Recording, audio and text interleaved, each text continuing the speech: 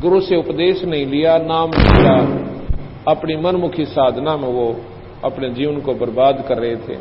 पृथ्वीला प्रदक्षिणा देवा सो तो इस मन का लखे ना भेवा, कि सारी पृथ्वी की प्रदक्षिणा दे आवे, यानी इतना सिद्ध पुरुष हो जा, सिद्धि से आकाश में उड़ जावे और सर्वाधिक स्वर्गाधिक में बैठे जाई और 14 भवन पलक फिराई।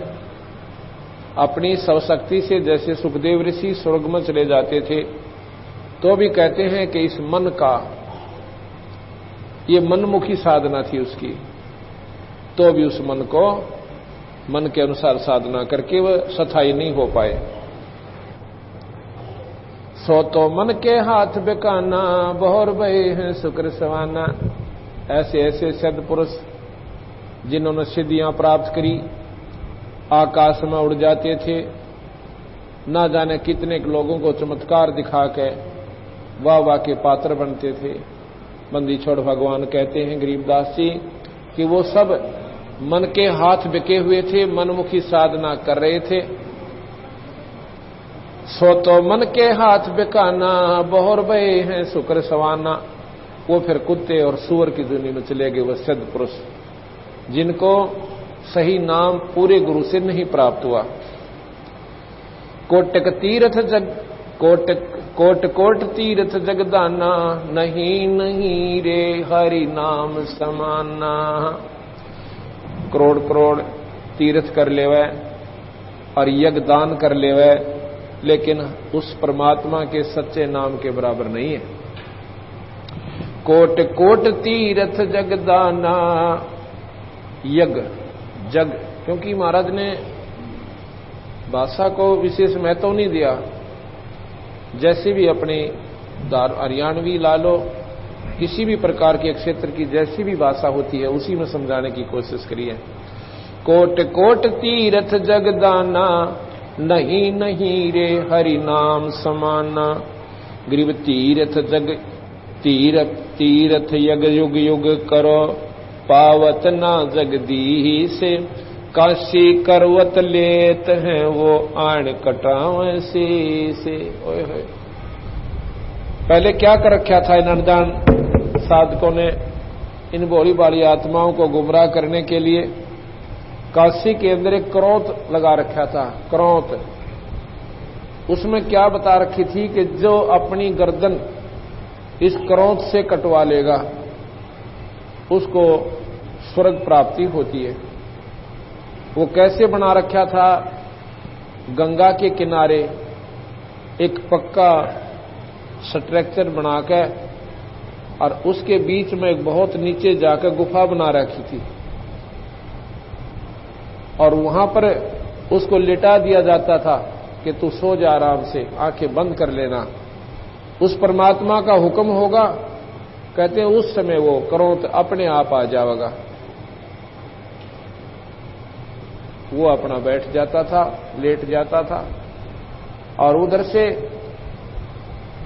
उसका कंट्रोल हैंडल कितना दूर स्थान पर था, उनके इशारे होते थे, वहां लेटा दिया, आप जाकर के वहां गुप्त रूप में उस क्रोध को नीचे को घेर दिया और फिर वो अपना ऐसे सिस्टम करा रखा था कि उसकी गर्दन को ऐसे कर करके और टुकड़े कर देता था और फिर वो नीचे एक पटला सा ला रखा था, वहीं से कंट्रोल होता था। उसको नो का नो गंगा में सरका दिया करते थे। ऐसा वहां पर काशी के अंदर इन अनजान साधकों ने बड़ी बड़ी आत्माओं को इतना गुमराह कर रखा था। तो गरीबदास जी महाराज कह रहे हैं, गरीब तीर्थ जग युग युग करो, पावत ना जगदीश। काशी क्रोत लेत हैं वो जा कटावे शीश। तीर्थ व्रत अरु जोग जुगादम, नाम बिना सब कूड़ समादम। कर्म कांड से पावे राजम, जन्म पूर्व ले बिगड़े काजम। तीर्थ व्रत योग चाहे कितने दिन ताई करते रहो, नाम बिना सब कूड़ संवादम। जिसके पास नाम का जाप नहीं है, ये वाद विवाद कितनी भी वार्ता कथा वो सुनावे, वो कूड़ यानी अनजान साधना है, उसका कोई लाभ नहीं। कर्म कांड से पावे राजम और जन्म पुरबले बिगड़े का जन्म। जैसे भी कोई तप करता है, कोई यज्ञ साधना कर लेता है, धर्म अधिक कर देता है, तो उसके प्रभाव से अगले जन्म में वो राजा हो जाता है, और राजा तीसरे जन्म में फिर पशु योनि में चला जाता है, क्योंकि भगवान के नाम की भक्ति का बीज उस प्राणी में प्रवेश नहीं हुआ। तप से राज राज से तेजम, पाठ पटंबर भोग सेजम। तप से राज मदमानम, जन्म तीसरे सुकर समानम। तप से राजा बने, राजा अपने मौज मारे, और तीसरे जन्म में फिर वही कुत्ते और गधे की जोनी में वो राजा चला जाता है, जो परमात्मा से विमुख प्राणी था। कर्म कांड सुरगापुर बासा, फिर घोर कुंड पड़ नरक निवासा। गज तुरंग पाल की अर्था, नाम बिना सब दानम व्यर्था। कितने ही मौज आपने कर रखी है, लेकिन जितने भी आप दान धर्म कर रहे हो, बिना नाम बिना गुरु के अगर करते हो, तो नाम बिना सब दानम व्यर्था। ये सभी दान आपके व्यर्थ हैं, इनका कोई लाभ आपने नहीं मिलेगा। कैसे?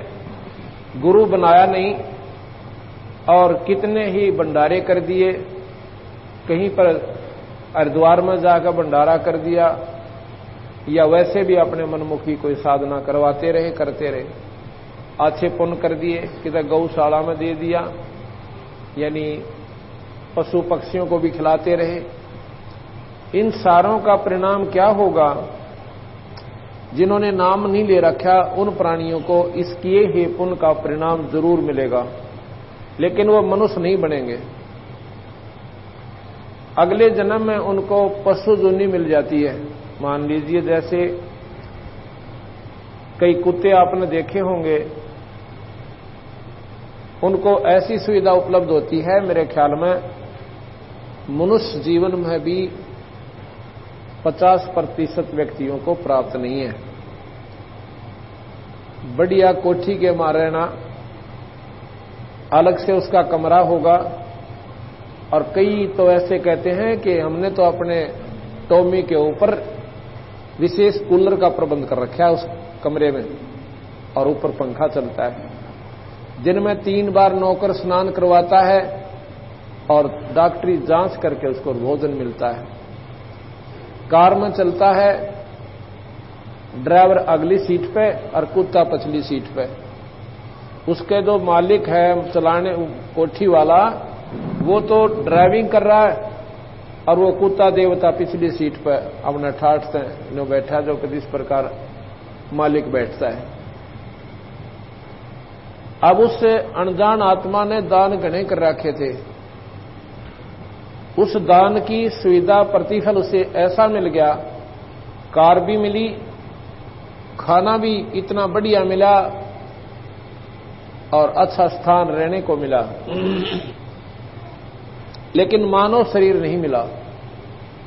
अगर उसने नाम भी ले रखा होता तो मनुष्य को शरीर मिलता, और ये सुविधा उसको मानव शरीर में प्राप्त होती। इसलिए महाराज कहते हैं, नाम बिना सब दानम व्यर्था। नाम बिना वो दान व्यर्थ गया, क्योंकि पशु योनि में बढ़िया स्थान समय अपना व्यतीत कर लिया, और अगले जन्म में उससे भी बुरी योनि में चला जाएगा वो प्राणी। फिर 84 का गेड़ लंबा चौड़ा, बहुत लंबी व्यवस्था हो जाती है।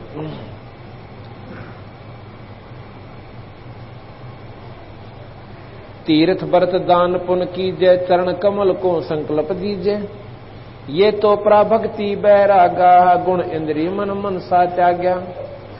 तन मन धन संकल्प कर दे ही, सो साधु है भक्ति स्नेही। संकल्प किया संख गुण होई, अकल अपिंडी अखंड बीज है सोई। सोई बीज भोग्या भगवान ना, संकल्प किया द्रौपदी दाना। कंदुल सुदामा अर्पण कीने, पल में पुरी राम रच दीने। दान पुण्य की करे न आशा, जो अर्पे सो पुरुष निवासा। शिकल बिकल व्यापै ना कोई, साधु रहे चरण मुख गोई। मेर कुबेर और रोटी दाना, चरण कमल अर्पण कर प्राण। इस प्रकार महाराज बताओ से कि भाई दान पुण्य भी करे तो बिना किसी इच्छा के करे। हमने मान लीजिए कोई अपनी मनोकामना पूर्णा के ताई और कोई भी धर्म का काम बोल दिया कि ऐसा करवा दो मेरा ये काम हो जाए, ठीक है वो काम आपका होगा, लेकिन वो पुण्य आपको आगे काम नहीं देगा, वहीं समाप्त हो जाएगा। यदि हम अपना कर्तव्य समझ कर और धर्म पुण्य करते रहें और नाम लेकर के गुरु से, तो वो हमें दोनों फल देते हैं। दोनों फल देवेगा, जैसे वो काम भी सरेंगे जो आने वाले कठिन हमारे कर्म थे वो भी हल्के होंगे और साथ में परमात्मा की प्राप्ति भी होगी। दान पुण्य की करे न आशा, जो अर्पे सो पुरुष निवासा। शकल बिकल व्यापै ना कोई, साधु रह चरण मुख गोई। अब कई ये कहते हैं, सकल बिकल कहते हैं कि जैसे हम धर्म पुण्य भी कर रहे हैं, परमात्मा का नाम भी ले रहे हैं, और एक काम कोई ना सरे किसी कारण से, तो सारे उलाने दे देंगे भगवान ताई। मन न्यो भी करता था, मन नाम भी ले रखा से, मन दान भी बतेरा कर लिया, पाठ भी करवाए। कहते ये नहीं, अपना देखा फिर तमाशा उस सतगुरु का। हो सकता है कोई ऐसा कर्म हो कि थोड़े बहुत कष्ट में और बड़ी बीमारी टलती हो, अपने मंदी छोड़ पे विश्वास रखे। सकल बिकल व्यापै ना कोई, साधु रह चरण मुख गोई। मेर कुबेर और रोटी दाना, चरण कमल अर्पण कर प्राण।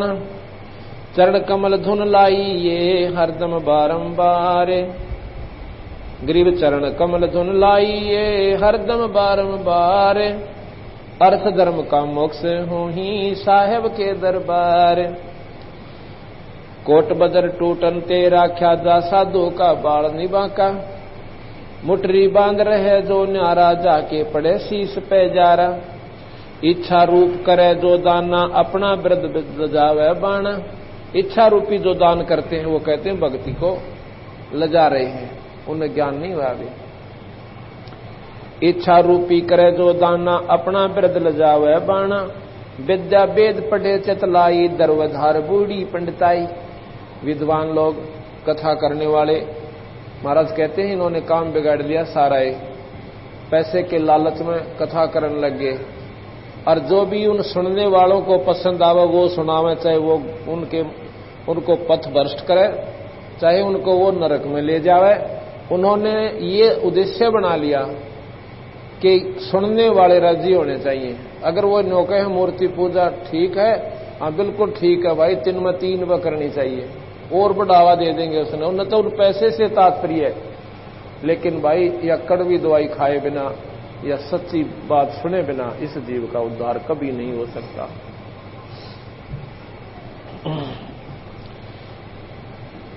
कहते हैं विद्या वेद पढ़े चितलाई, दर्वधार बूढ़ी पंडिताई। दर्व कहते हैं धन को।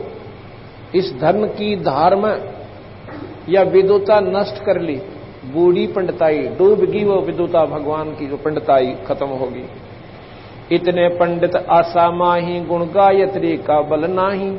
सुतक पातक करें आहारा, पंडित जी में जग जो नारा। सुनो आज सन का अधिक धर्मा, सुतक पातक नीचे कर्मा।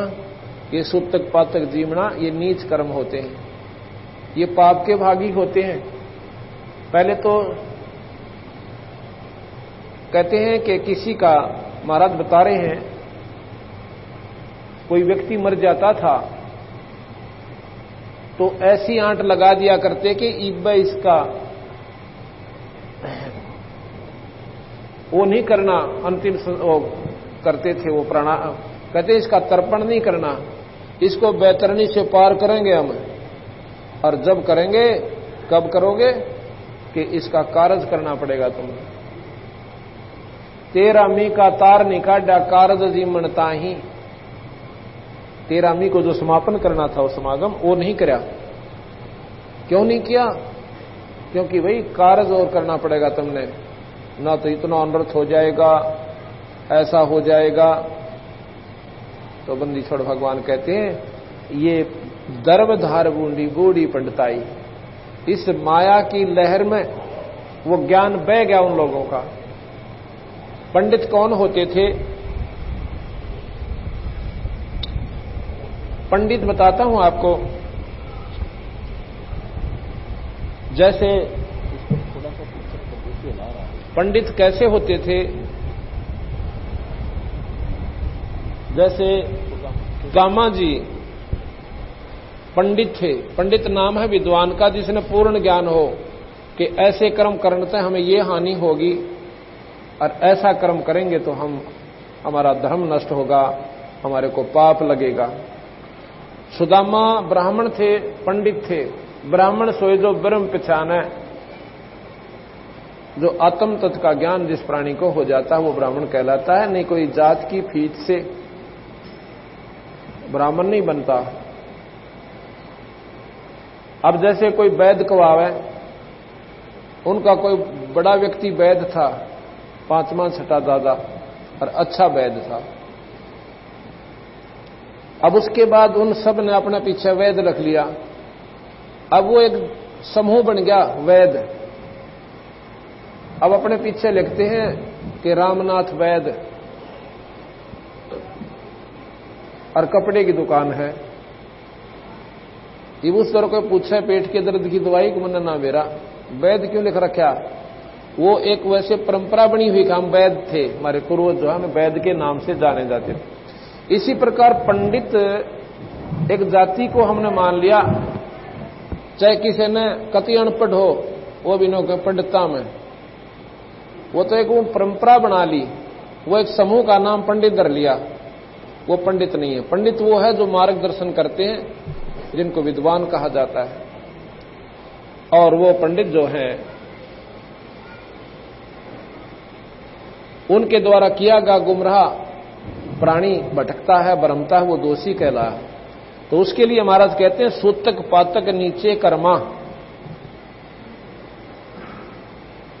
सुनो आज सनकादिक धर्मा, ये सूतक पातक नीचे कर्मा। सुदामा जी पंडित थे, उसकी पत्नी ने बहुत ही प्रार्थना विनय करी कि देखो हम बहुत टोटे में दुखी हो रहे हैं, और बच्चे हैं ये भी बेचारे कई बार तो रोटियां बिना सो जाते हैं। और आप कहते हो कि कृष्ण जो राजा है मथुरा के, द्वारका के, वो मेरे साथी थे, सहपाठी भी थे, और सहपाठी का प्रेम कुछ न्यारा होया करे। आप जाकर के उनसे कुछ धन मांग लाओ। तो सुदामा ने बोला बात सुन भगवान कि ये शरीर जा सकता है, पर सुदामा मांगे को ना। ब्राह्मण का फर्ज मांगन का नहीं बनता। मेरे को कर्म में मार रह रही है, मैंने पिछले जन्म में पुण्य नहीं कर रखा, इसलिए मुझे ये उपलब्धि नहीं हो सकती। वह फिर पीछे पड़ी रही, नहीं मानी तो फिर चला जाता है। वहां जाकर भी कृष्ण ने पूछा कि सुनाओ महाराज जी के हाल से आपका? सुदामा अगजी मोदोरी से थरे बागते, अपने मुंह तन्यो नहीं कहा कि महाराज जी कति बयान मैटी हो रही है, कतई नहीं कहा, अगमोद से महाराज जी दया से। और 7वें दिन नो का उठ कर आ गया, अपने मुंह से ना मांगया और ना उन्होंने दिया। ठीक है, भगवान कृष्ण ने कहते हैं वो चावल खा के जो छुपा कर लकोरिया था, आखिर ये देऊं तक देऊं के इस राजा ने, गरीब आदमी छुपा छुपू का अपना बस गरवाड़ी ने बांध दिया था, चावल भून के 2 मुट्ठी, और उसने अपनी लको के काख में दे लिए। कृष्ण जी ने कहा कि भाई एक बात होता, भाभी ने क्या भेजा मेरी खातिर? बोले कोई ना काख ना न्यू करे। कहते हैं जब वह चादर खोस ली जिसमें वह एक पल्ले में बांध रहा था, अरने बोला बड़ा आनंद आया तो आज आपके चावल में। उसके प्रतिफल में महाराज कहते हैं भगवान कृष्ण ने और सुदामापुरी यानी उसका बहुत सुंदर महल बना दिया, बहुत अच्छे पैसे दे दिए। कंदुल सुदामा अर्पण कीने पल में पुरी राम रच दीने। कंदुल कहते हैं चावल को, और सुदामा ने कृष्ण जी को अर्पण किए, और पल में पुरी राम रच दीने। उन चावलों के खाक को खा के अब यहां कहते हैं कि देते को हर देता है, जहां तहां से आन, और ना दिया फिर मांगता करो, परमात्मा सुना नहीं कान। सनक सनंदन बूझो बाई, नीचे कर्मा लागे काई, यानी माड़े कर्म करते नुकसान में जाओगे। ऊंचे कर्मा कर्म कटाही, सो पंडित तुम जानो नाही। ऊंचे कर्म करते नो के काम पाप कट जाते हैं, ये कर्म कटते हैं, वो तुमने ज्ञान नहीं। जीव यज्ञ में होम कराई, सो वह यज्ञ काम किस आई। कहते हैं यज्ञ के अंदर महाराज जी बता रहे हैं कि तुम जीवों को मरवाते हैं। कैसे यज्ञ कराते थे राजाओं से, उनके हाथ से अजा कहते हैं बकरी को, बकरी कटवाते थे, और उसको फिर न्यू का न्यू हवन पूर्ण हो लेता, उस बढ़ते हुए बट में उस न्यू के न्यू बकरी को डाल देते थे, और फिर वो मांस जब हो जाता था उसको बाद में वो सब अपने आप बाद में भुने हुए कच्चे मांस को जैसे विधि से उन्होंने नमक वमक लगा के और फिर वो प्रयोग करते थे। कहते हैं प्रसाद बन गया, अब इसका पाप नहीं। महाराज जी कहे इतने अनुदान बन गए, जीव के स्वाद की खातिर ने भी ना सोचा कि इतना अनर्थ करने लग रहे धर्म के काम में, और जीव हिंसा बता क्यों कर पार पड़े। जीव यज्ञ में होम कराही, जीव यज्ञ में होम यानी उसमें डाल दिए, और सो वह यज्ञ काम किस आई। एक जीव अचराचर माई, शिव ब्रह्मा की पदवी ताई।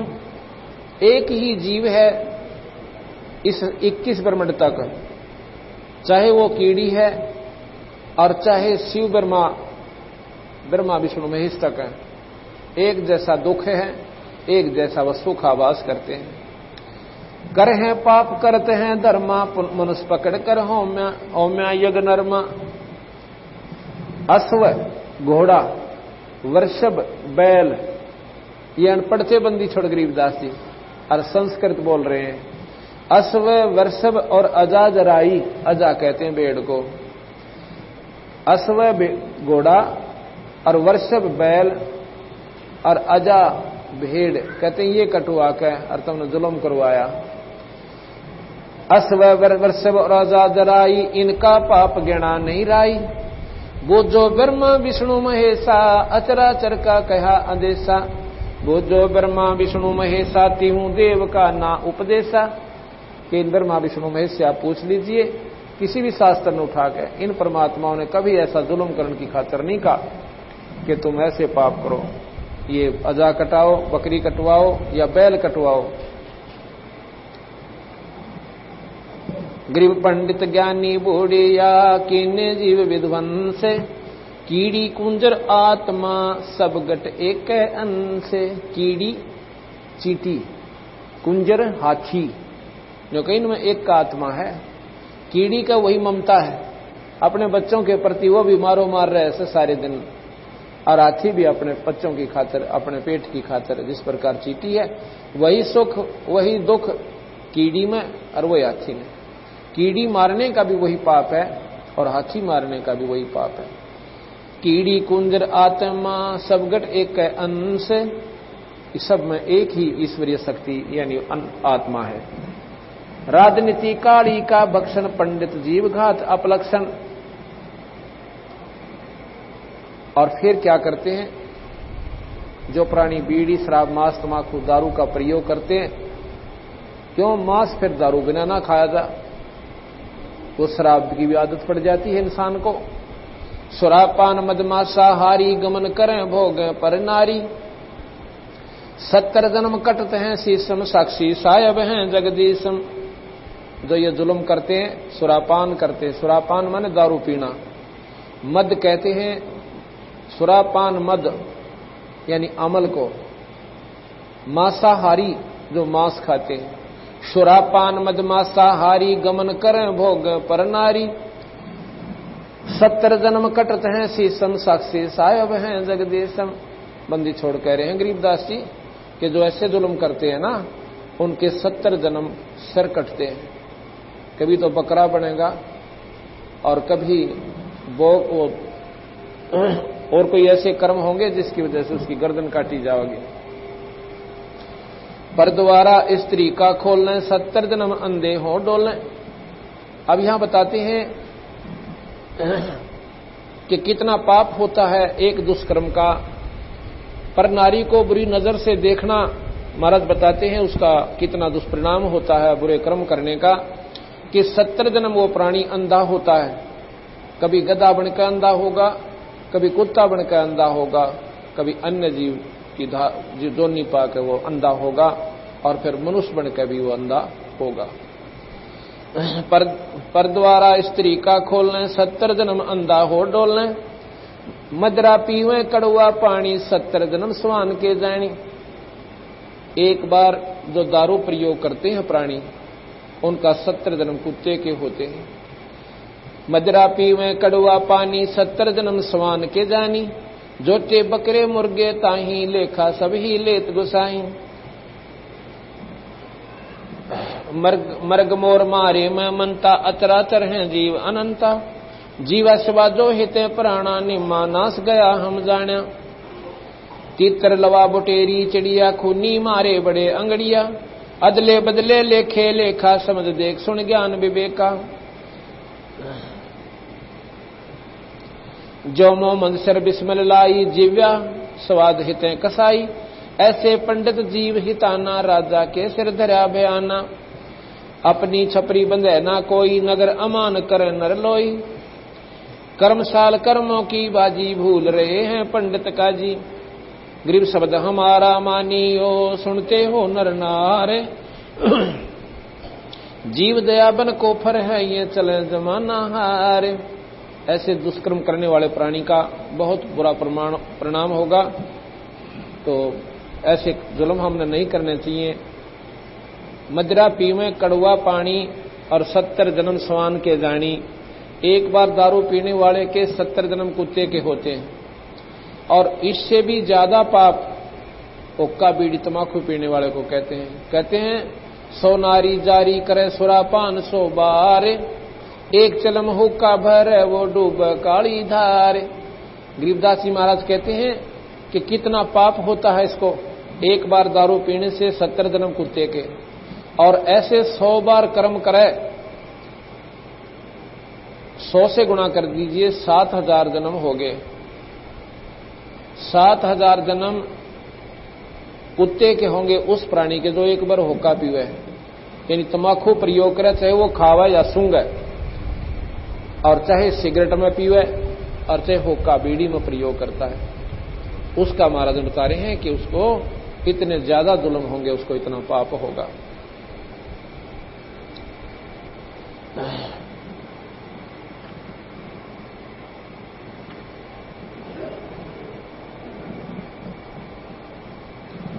अब नाम के बारे में मैं तो बता रहे हैं कि हम मनमुखी साधना करते हैं।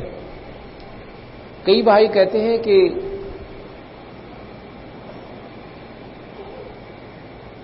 परमात्मा के केवल स्तुति कर लेने से, आरती करने से या परमात्मा के दर्शन करने मात्र से, कई कहते हैं कि हमने भगवान के दर्शन हो जाते हैं, जैसे कभी सौपन में कभी वैसे भी। तो महाराज कह रहे हैं ये तेरी पिछली कमाई काम कर रही है, लेकिन मुक्ति का अभी तक आपको कोई लाभ नहीं हो रहा। और नाम जो है अधिकारी बिना दिया नहीं जाता, और जब वैसे दे दिया तो काम नहीं करता। किस प्रकार कि जिस प्रकार एक सीप होती है समुद्र में जिसमें मोती बनता है, जैसे आपने शंख देखा होगा, शंखले से होते हैं, ऐसी उसकी आकृति हो है। ऊपर का शरीर उसका शंख जैसा हो है, लेकिन उसका आकार थोड़ा चपटा चपटा होता है।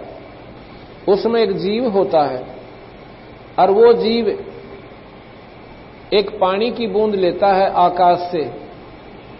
वो बूंद उसमें प्रवेश कर जावे आकाश के पानी की, समाति बोलते हैं उसको। और वो बूंद ऊपर का जो जल उसको मिल गया तो वो उसमें मोती बना देता है। यदि कब वो जल उसमें कब प्रवेश करता है, जब उसका वो मुंह खुला हो, अंदर उसको तड़फ बनती है और ऊपर आके वह समुद्र के ऊपरले हिस्से में मुंह खोल देती है। उसमें बारिश हो रही हो तो उसकी एक बूंद उसको काफी है और उस बूंद को लेकर मुंह बंद करके वो वापस पानी में चली जाती है। उससे वो मोती बन जाता है। अगर वो मुंह ना खुला हो और चाहे उसके ऊपर फिर सारा इंद्र बरस ले, कितनी तगड़ी बारिश हो जावे, उसमें वो मोती नहीं बन सकती। इसी प्रकार जिस प्राणी की अंतरात्मा में सच्ची लगन भगवान पाने की और नाम लेने की हो जाती है और उस तड़प के साथ वो नाम लेकर फिर अपनी साधना शुरू करता है तो उसको लाभ होता है। यदि नाम ना चाहते हुए भी वो नाम ले भी जाएगा तो उसको कोई लाभ नहीं होगा, क्योंकि उसमें वह कसक नहीं है। इसका उदाहरण देते हैं बंदी छोड़ के। एक समय इस पार्वती के जो भगवान शिव की पत्नी है 107 जन्म हो लिए। 107 जन्म उसके हुए और प्रत्येक जन्म में वो भगवान शिव को ही अपना पतिवर है और वो मर जावे भगवान शिव न्यू का नूर है। 108वां जन्म जब उसका होता है और गौरी नाम से वो उत्पन्न होती है, शिव जी से ब्याह हो जाता है। उस समय एक दिन नारद जी जाते हैं और पार्वती से कहते हैं, माता अकामबाई,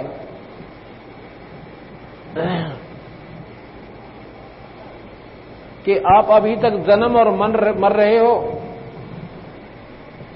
और आपके घर में इतनी बढ़िया वस्तु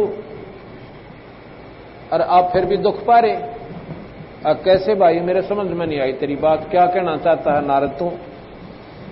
माता मैं बताऊं, भगवान शिव के पास एक ऐसा मंत्र है, अमर मंत्र, यदि वो आपको सुना दें, यानी आप उससे नाम ले लो उनसे, वो मंत्र आपको बता दें तो आपकी मुक्ति हो जाए। वह बोली नारद यह बात तो भाई मेरा जची को ना, क्यों ना जची? नारद जी ने कहा कि आपके 107 जन्म हो लिए, 107 बार तो आप मर चुके और 108वें की तैयारी हो रही, आधी उम्र जा ली आपकी। भाई एक बात बता, भगवान शिव जी मुझे इतना प्यार करते हैं, मेरे लिए वो जान भी दे सकते हैं और तू क्या वो नाम ले रहे और मैं मर जाऊं, मुझे मरती देखते रहे? नारद जी बोले कि जान दे सकते हैं पर वह नाम नहीं दे सकते। ने बोला भाई तो कि मैं अंग्रेजी से बोल रहा है तो सीधी बता, मैंने क्या बात है? बात यह है माता जी कि आपने हृदय से पुकार नहीं करी उनसे, अभी तक आप उनको एक पति रूप से देख रहे हो और जब उसको दूसरी दृष्टि से भगवान स्वरूप मान के और गुरु रूप से उसकी दृष्टिकोण से देखोगे और चरणा में पड़कर छक्कर रहोगे तड़प के साथ और फिर प्रार्थना करोगी, जब यो नाम मिलेगा और काम भी जब ही करेगा। और बताऊं क्या कि जो थारे घर में वो 107 खप्पर टंग रहे हैं ना, वो कंकाल तेरे सिर के हैं भाई। मेरे सिर के? हाँ तेरे सिर के हैं भाई। और वो कई भगवान शिव जी भी अपने गले में गाल ले, गिनती करे है कि 107 बार मेरे लिए निर्वाह, कहीं भी समझ में ना आती इसका नाम ले लूं, पर कहता को ना। वह बोली रहता ने तो जुल्म कर दिया, मैं कितना जोगी भी ना छोड़ी तो नहीं गलत मानू तो वह दस्ती ना, क्योंकि वो 107 सिर पर आज पूछूंगी वह किसके से, आज पूछिए मत ना, तू पाया में पड़ जाए, ये भी पूछने में लगी रहेगी बावड़ी। पैरा में पड़ जाना और जब छोड़ना, जब नाम देने की यहां भर लें कि दिन में पूछा किसके हर तुला जचाए ना जचाए, अरे भाई ठीक से। तो उसको ऐसी लगन लगी कि नारद बिल्कुल सही खबर ले आकर और आज मेरे कोई 16 दिन आगे हैं और 107 दिन हमने भोग लिए। अब देखो विचार करने की बात है। एक बार राजा दक्ष ने यज्ञ की थी और पार्वती वहां चली जाती अपने पिता के घर पे। पार्वती ने अपनी मर्जी से शिव से शादी करी थी, राजा दक्ष नहीं करना चाहता था, कतई नहीं करना चाहता था। और पार्वती ने अपनी चिट्ठी लिखकर नारद जी को दे दी थी, अब नारद जी मेरा यो काम तो जरूर कर दे कि शिव आ जावे शादी अपनी बरात लेकर, मैं जानू मेरा काम जाने। नाटन दे पिताजी ने। शिव जी आया था तो और भी राजा आ रहे थे, वो भी आगे, और भी बहुत देव आए हुए थे। तो पार्वती ने शिव के गले में माला डाल दी, अपने पिता की मर्जी के खिलाफ शादी कर ली थी। उसने दक्ष ने कह दिया था कि मेरे घर पर नहीं आ जाएगी आज के बाद, तू अर्जा कर ले ब्याह अपना, भाग जाए यहां से। तो वो चली गई थी। एक दिन राजा दक्ष ने यज्ञ कर रखी थी।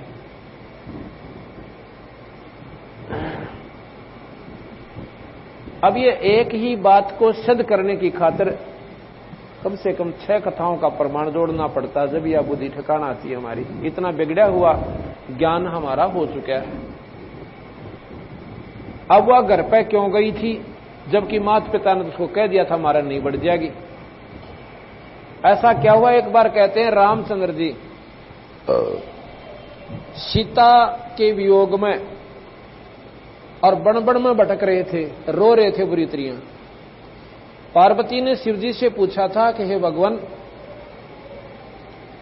ये व्यक्ति क्यों रो रहा है, इसने क्या तकलीफ होगी, आप दया कर दो इस पे, इसके दुख दूर करो। शिवजी कहने लगे पार्वती तू ना जानती इसने, ये तो भगवान है 3 लोक के परमात्मा, ये विष्णु अवतार हैं स्वयं, इनके किसी दुख, ये कोई लीला कर रहे हैं। अपना भगवान को और इतना रोने की आवश्यकता क्या, आप गलत, मैं नहीं मानती इस बात ने। मैं तो इसकी परीक्षा लूंगी और सीता का रूप बना के इसके आगे जाऊंगी और जब देखूंगी ये पहचानेगा कि नहीं पहचानता। शिव जी बोले या गलती मत करना। अच्छा को ना करूं जी। करना आगे, शिव जी चले गए पाछे, तो सीता का रूप बना लिया और रामचंद्र जी के सामने जाकर खड़ी हो जाती है। उसने सोचा तो नहीं था कि ले तेरे जो है ना छाती से लावेगा और बड़े दुख नो कहेगा, बता कि क्यों कर पाई, कहां गई थी सीता तू, मैं तो मर गया होता तेरे बिना। ऐसे ऐसे मतलब वो अपने मन की कल्पना वो पार्वती लेकर गई। और जब भगवान रामचंद्र जी ने देखा उसका नहीं, तन्नो बोली है दक्ष पुत्री माया, हे दक्ष की बेटी तू कहां आ गई। और भगवान शिव ने की छोड़ आई, न्योकनते हुआ तो गढ़ों पानी पड़ गया। कहने लगी आप तो सच्ची, भगवान शिव ठीक कह रहे थे, आप तो भगवान हो, आप जानी जान हो। न्यो कहकर वापस आएगी और शिव जी के मन में भी कल्पना चलेगी कि वह पक्की अनाड़ी से मानना कोई ना, जो एक बार मन में ठान लेकर क्या होगी उसका हमने। तो पूछा कि तुम परीक्षा ले आई, अकना जी मैं कौन है लेकर परीक्षा। अच्छा झूठ भी बोला ऊपर तय, फिर हंसन लगी। अग्नि साची को थे, वह तो साचे भगवान से। बोला ठीक है, तेने मेरी मां का रूप बना दिया पार्वती, आज मेरे पत्नी रूप में मेरे लिए स्वीकार्य नहीं रही, आज से तो मेरी मां के रूप में है। अपने मन में ऐसा क्षोभ करके और भगवान शिव जी उसने कटा कटा रहने लगे। ये पहले जन्मों की कथा सुना रहा हूं। इस बात ने पार्वती भी जाने थी कि जिद का पक्का यो विषय ईव यो कति नहीं माना, चाहे धरती इधर से इधर हो जाए। उसने सोची यू तो मुंह तो बोला ना, और कोई अड़ आदमी ना, मेरा टाइम क्यों कर पास होगा, तो अपने घर न चाल, इसका भी आंट लाऊंगी थोड़े दिन। क्या हो गया, माता पिता भाई पिताजी करड़ा बोल लगा, माता जी बोलेगी, ऐसी अपने मन में कल्पना करके पार्वती अपने घर आ गई राजा दक्ष के घर पे। उस दिन कुदरती क्या हुआ कि वहां पर यज्ञ हो रहा था, राजा ने समागम करवा रखा था। और उसमें क्या होता है कि सभी लड़की और जमाइयों को बुलाते थे वो राजा लोग, यज्ञ में सभी अपने रिश्तेदारों को बुलाया जाता था। तो वहां पर देखा कि जो रिश्तेदार नहीं आए थे, कोई बहन नहीं आई थी, उस बटेऊ का हक न्यारा आसन और जितनी भी पूजा हरकत चढ़ी थी सब की उसके साथ चढ़ाई हुई थी। और सारा सामान उसका कपड़े भी रखे हुए थे कि वो ना आन पाए, कोई बात नहीं। तो पार्वती अपने घर में गई, जाकर देखा सारे मंडप पर घूम कर नाम लिख रखा कि फलाना ये जमाई, ये उसका आसन है, ये फलाने देव का, ये उससे का। तो वहां सारे का घूम के और कोई मुंह ना बोला। उसने अपनी मां के पास गई, उसने देखा कि शिव जी का कितना जिक्र भी को ना, उसके पति का। तो अपनी मां से कहने लगी, मां आपने अपने जमाई का कितना स्थान भी ना छोड़ रखा, ने वाली बेबे उसने अपना पीछा छुटवाना था। अगर इसका बाप ईसा नाड़ी और या भी नाड़ी है, जब अपनी मर्जी से शादी करेगी, मैं क्यों बीच में पैसू। कहने लगी, भाई मन्नत बेरा ना बेटी, तेरा बाप जाने और तू जाने ना, वो मेरी मानता, उससे पूछ ले। वो अपने पिता के पास गई, कहने लगे, पिताजी आपने सभी बहनों के जितने जमाई बटे वो नहीं आए, उनका हक दर रखा, मेरा को ना। तो नो बोला, तो बुलाई किस नाड़ाई किस लिए, अरे ऐसे निर्भाग का मैं को ना वो रखा करता, वो तो पशु है, आदमी थोड़ा है। गल में सांप उसका है, सारा दिन बनेलिया ત્યાં कूदे जा, इसे नड़ दिखा कर मैंने जुलूस कटवाना अपना। इस बात का वक्रड़ी काली मानेगी, अगला तेरी यज्ञ करवाऊं पूरी। जाके हवन कुंड में कूदगी, क्यों ना तो शिव जी के स्थान पास ठिकाना उसका और ना माता पिता में आदर। उसने नहीं सोचा ला भी ये काम कर दूं, कराऊं तेरी यज्ञ पूरी। अब कहते हैं, अब कहां लाना चाहता हूं बात में, नो ना सोचिए कि तड़का कोई सी आत्महत्या कर ले, ये पॉइंट नहीं हमारा कहने का भाव। ये से मैं कहां समझाना चाहता हूं, ये अनाड़ी साधना नहीं करनी चाहिए, पति जो का उस काम को नहीं करना चाहिए, हमने ये मानना चाहिए अपनी, तभी जाकर ये ऐसी दुर्घटनाएं हमारे साथ में होती है। एक न कही दूसरे न मानी, कहें कबीर दोनों ज्ञानी। अगर वह टाड़ा कर देती, मान लेती इसकी बात को, ऐसी घटना क्यों घटती कि भाई ना परीक्षा लेती, चलो शादी कर ली थी होगी, अरे भी ये काम और उसकी भी उसके अनुसार भी नहीं चल पाई वह। अब कहने का भाव मेरा ये संबंधी छोड़ गरीबदास जी का कि उसका वो शरीर खत्म हो गया, अवन में वो मर गई, शरीर का चाम जल गया, मांस जल गया और वो कंकाल कति काला हो गया, जो बाकी ढांचा शरीर का रह गया। उधर से कहते हैं शिव जी ने पता चला कि भाई क्या हो गया, आपस में सौ लड़ाई हो, मारी बात हम जाने, और वह उड़द जड़ी कैसे। तो किसी ने जाकर बता दिया जी ऐसे ऐसे उनका अनादर किया। मैंने बोला अच्छा मैं करता हूं इसका इलाज। वहां से कहते हैं अपनी जटाया से एक ऐसे बाल पाड़ा और उसको धरती में पटक दिया और उससे एक वीरभद्र नाम का एक यक्ष उत्पन्न हुआ। उसको हुक्म दे दिया कि सेना ले जा और दक्ष की गर्दन काट दे। उस यज्ञ में कहते हैं ब्रह्मा भी विष्णु भी दोनों आए हुए थे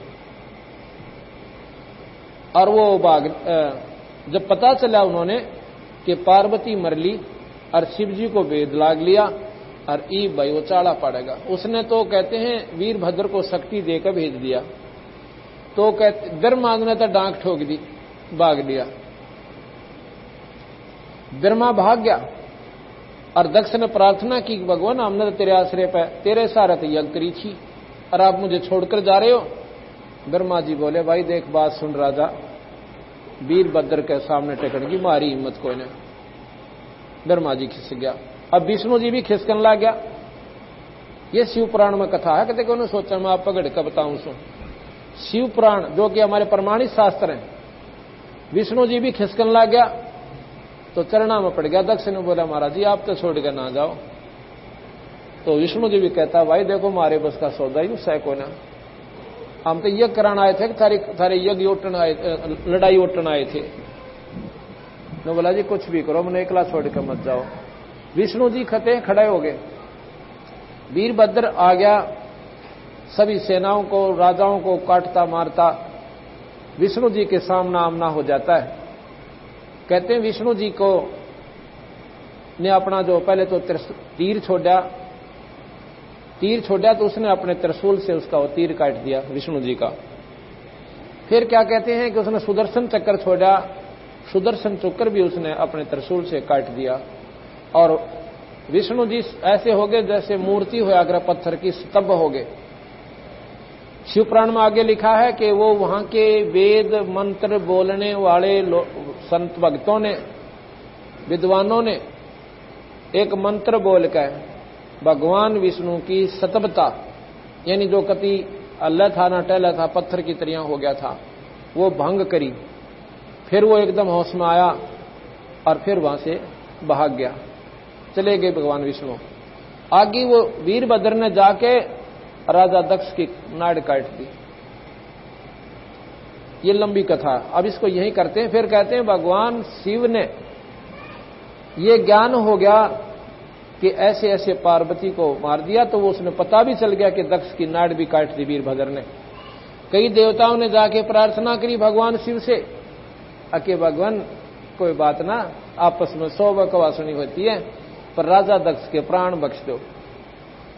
कहने लगा भाई कोई ऐसा प्राणी ले आओ जिसकी नाड़ काट लाओ और ताजी गर्दन कटी हो, मैं राजा दक्ष की गर्दन धड़ पर ला दूंगा, जीवित हो जाएगी। अब वो शीश नहीं लग सकता इसका। कहते हैं फिर जाकर के एक बकरे का काट ले सिर, राजा दक्ष का बकरे का सिर ला दिया, वो जीवित हो गया। फिर भगवान शिव ने क्या किया कि उस पार्वती के उस कंकाल को उठाया और अपने कंधे पर धर लिया। इतनी ममता उमड़ाई कि पार्वती मैंने तो हंसी मजाक वैसे ही करा था और तन तो जुल्म पाट दिया, ये काम नहीं करना था। इतना प्रेम इतना भाव उसमें हो गया, उस हाडों में भी ममता फंस गई उसकी। कहते हैं उसके हाडों ने उस कंकाल को लिए लिए भगवान शिव जी और पर्वत पर रोता हुआ घूम रहा है। कई वर्ष बीत गए, हजारों लिख रखा, हजारों वर्ष ऐसे ही बीत गए। उधर से भगवान विष्णु ने सोचा कि जब तक इसके ये हाड खत्म नहीं होंगे इतने इसकी ममता टूटे को ना। भगवान विष्णु ने सुदर्शन चक्र को आदेश दिया कि इस पार्वती के हाड खंडा दे, खत्म कर दे कंकाल को। उसने जाके उस कंकाल को ऐसा धमाका कराया, धमाका हुआ कि वो कितना नाक पड़े, कितना कान पड़े, कितना हाथ पड़े, कितना शरीर पड़ा। तो वहां कहते हैं जहां नाक पड़ी उड़ा, आंख पड़ी उड़ा नैना देवी, आंख पड़ी उड़ा कि और देवी। ऐसे ऐसे लोगों ने वो आस्थाएं बनाकर वह मंदिर बना दिए। बाकी जो बना कहते हैं और मंदिर बन गए। अब इस प्रकार इतना प्यार भगवान विष्णु शिव जी का पार्वती में प्रति जन्म में रहा और उसके बाद भी उसने वो मंत्र नहीं दिया। अब नाम की महिमा, अब नाम कैसे काम करे और फिर उसकी रहनी कैसी हो आप भक्तजनों की, तो दोनों मिलकर जब ये अपना पूरा काम करती है। तो क्या हुआ, अब इस प्रकार भगवान शिव जी जब घर पर आए, अब वहीं लाते कथा को कि नारद ने बता दिया था कि माता भगवान शिव के पास एक ऐसा अमर मंत्र है, अगर आपने वो दे दें आपका बेड़ा पार हो। आप इतना नहीं मरो जितने शिव जी नहीं मरे, इतने आप अमर हो जाओगी। भगवान शिव की सबसे ज्यादा आयु है, ब्रह्मा से भी और विष्णु से भी।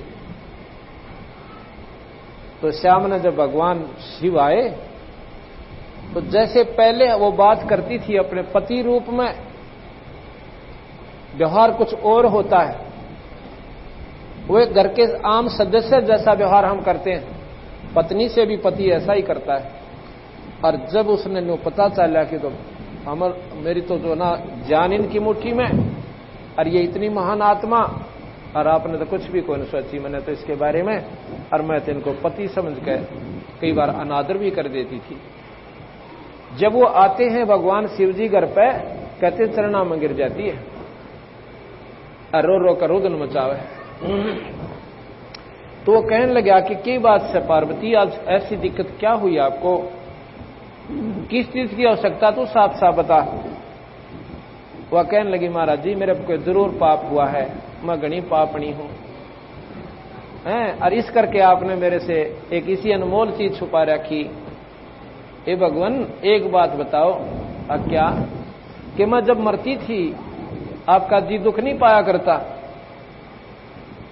कब मरती थी तो अभी मरी कहां है, अग्नियों ना बकाओ।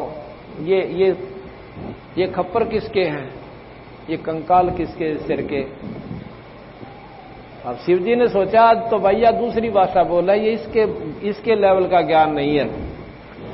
नो बोली महाराज जी मेरे से कोई गलती हुई होगी, और मैं मरूं और आप देखते रहो, और आप मुझे प्राणों से भी प्यारी समझती हो। तन्यो बोला पार्वती, ये तेरा ज्ञान तक हो ना, न्यों बताते रहता है। बताया किसने? तो उसने बता के नारद जी आए थे, और वो मेरे को बताएंगे कि आपके पास एक ऐसा अनमोल मंत्र है, और आप मुझे कृपा कर दो दासी पे, महाराज जी मेरी दुर्गति मिट जा।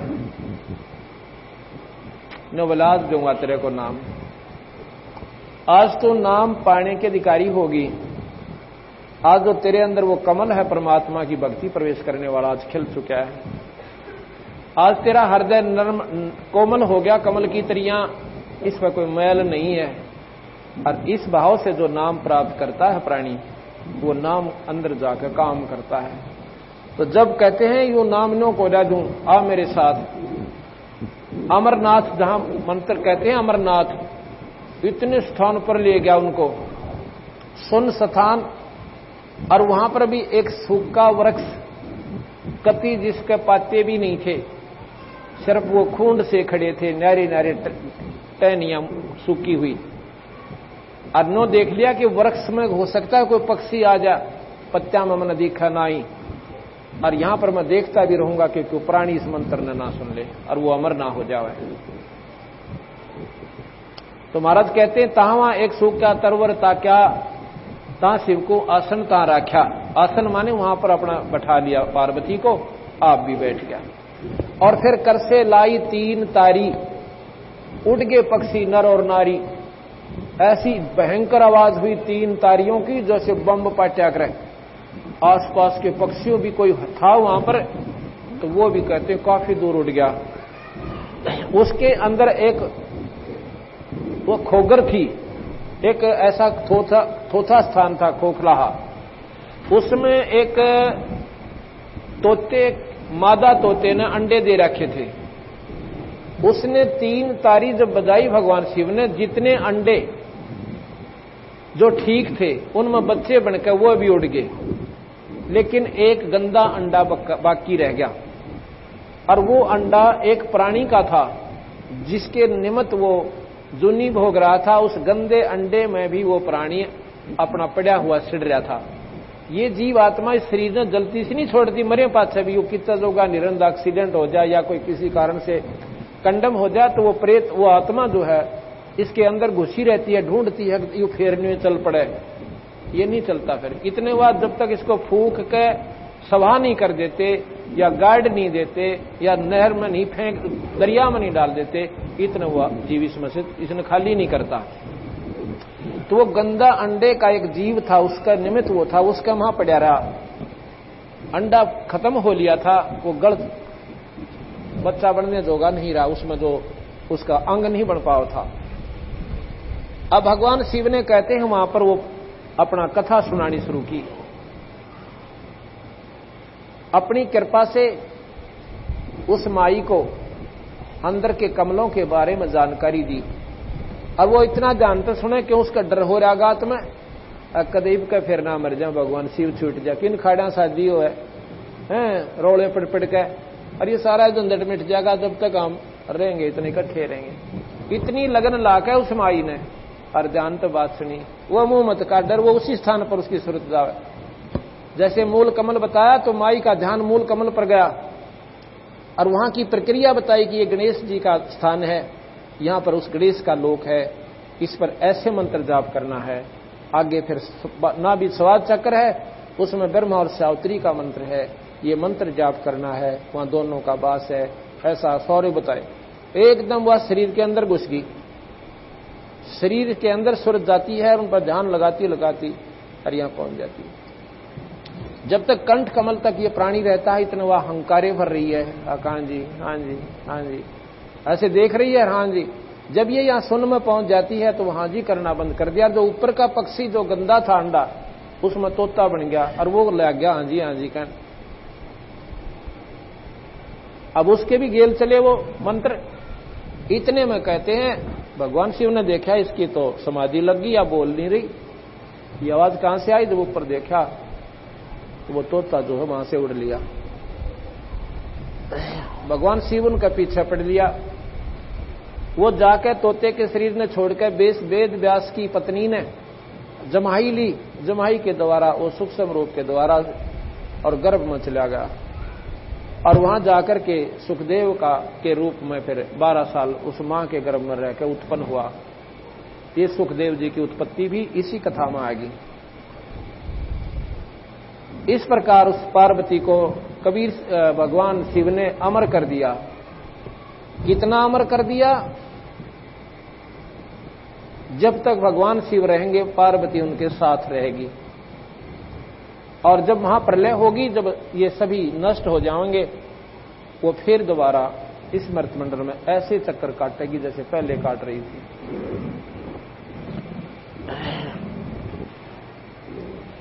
शंकों दे दरी तन योनी नो ततके का बीज न भूनी, मोक्ष मुक्ति का लख्या न भेवा, भर में पुत्र व्यास सुख देवा। अब देखो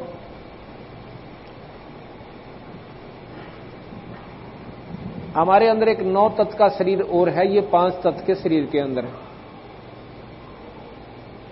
उस शरीर में, इस शरीर के माध्यम से हमने उस 9 तत्व को परिपक्व करना है